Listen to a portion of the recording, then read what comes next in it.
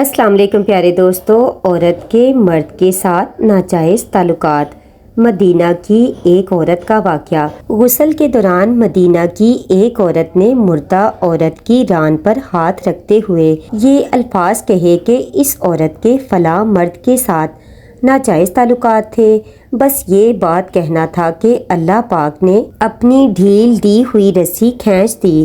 اس عورت کا انتقال مدینہ کی ایک بستی میں ہوا تھا اور غسل کے دوران جو ہی غسل دینے والی عورت نے مندرجہ بالا الفاظ کہے تو اس کا ہاتھ میت کی ران کے ساتھ چپک گیا۔ چپکنے کی قوت اس قدر تھی کہ وہ عورت اپنا ہاتھ کھینچتی تو میت گھسیٹتی تھی مگر ہاتھ نہ چھوٹتا تھا۔ جنازے کا وقت قریب آ رہا تھا، اس کا ہاتھ میت کے ساتھ چپک چکا تھا اور بے حد کوشش کے باوجود جدا نہیں ہو رہا تھا۔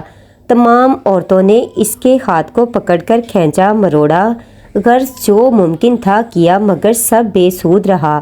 دن گزرا، رات ہوئی، دوسرا دن گزرا، پھر رات ہوئی، سب ویسا ہی تھا۔ میت سے بدبو آنے لگی اور اس کے پاس ٹھہرنا بیٹھنا مشکل ہو گیا۔ مولوی صاحبان، قاری صاحبان اور تمام اسلامی طبقے سے مشاورت کے بعد طے ہوا کہ غسال عورت کا ہاتھ کاٹ کر جدا کیا جائے اور میت کو اس کے ہاتھ سمیت دفنا دیا جائے، مگر اس فیصلے کو غسال عورت اور اس کے خاندان نے یہ کہہ کر رد کر دیا کہ ہم اپنے خاندان کی عورت کو معذور نہیں کر سکتے، لہٰذا ہمیں یہ فیصلہ قبول نہیں۔ دوسری صورت یہ بتائی گئی کہ میت کے جسم کا وہ حصہ کاٹ دیا جائے اور ہاتھ کو آزاد کر کے میت دفنا دی جائے، مگر بے سود اس بار میت کے خاندان نے اعتراض اٹھایا کہ ہم اپنی میت کی یہ توہین کرنے سے بہرحال قاصر ہیں۔ اس دور میں امام مالک قاضی تھے۔ بات امام مالک تک پہنچائی گئی کہ اس کیس کا فیصلہ کیا جائے۔ امام مالک اس گھر پہنچے اور اس صورتحال بھانپ کر غسال عورت سے سوال کیا، اے عورت، کیا تم نے غسل کے دوران اس میت کے بارے میں کوئی بات کہی؟ غسال عورت نے سارا قصہ امام مالک کو سنایا اور بتایا کہ اس نے غسل کے دوران باقی عورتوں کو کہا کہ اس عورت کے فلاں مرد کے ساتھ ناجائز تعلقات تھے۔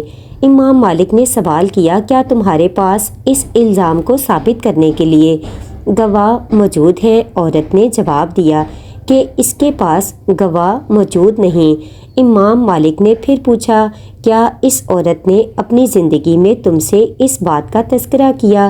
جواب آیا نہیں۔ امام مالک نے فوری حکم صادر کیا کہ اس غسال عورت نے چونکہ میت پر تہمت لگائی ہے، لہٰذا اس کو حد مقررہ کے مطابق 80 کوڑے لگائے جائیں۔ حکم کی تعمیل کی گئی اور 70 بھی نہیں، 75 بھی نہیں، پورے 80 کوڑے مارنے کے بعد اس عورت کا ہاتھ میت سے الگ ہوا۔ آج ہم تہمت لگاتے وقت ذرا بھی نہیں سوچتے کہ اس کا انجام کیا ہوگا۔ اللہ پاک ہم سب کو اس برائی سے دور رکھے، آمین۔